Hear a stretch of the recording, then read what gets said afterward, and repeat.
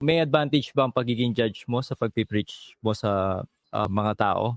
Or may disadvantage? Ano yung pros and cons ng judge? Yeah, so in fact bro, isa sa mga reason bakit ako nag-sabbatical, kasi I was really thinking then na will it have conflict, maka-create ba ito ng conflict of interest, me Right. being a judge now? Oo.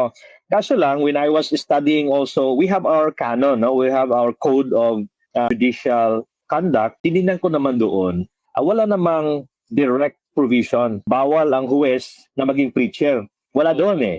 Ang sinabi lang doon, as long as you don't engage in activities, number one, na you will have a pecuniary interest sa mga cases na pending ka, or even yung family mo, may mga interest doon sa kaso. Number two, na wala kang conflict of interest, no, sa mga involvement mo, no? Wala, hindi naman binabawal eh. May mga kaso na gano'n, na example, yung mga fraternity, di ba? May mga judges naman who belong to fraternities and even civic organizations. Marami yan. And kasama doon yung mga religious organizations. As long as, again, yung pagiging involved mo dyan ay will not create a conflict of interest in the performance of your judicial function. Ako naman, sa Bugo naman ako na-assign eh, and I'm a preacher in Cebu City. Malayo.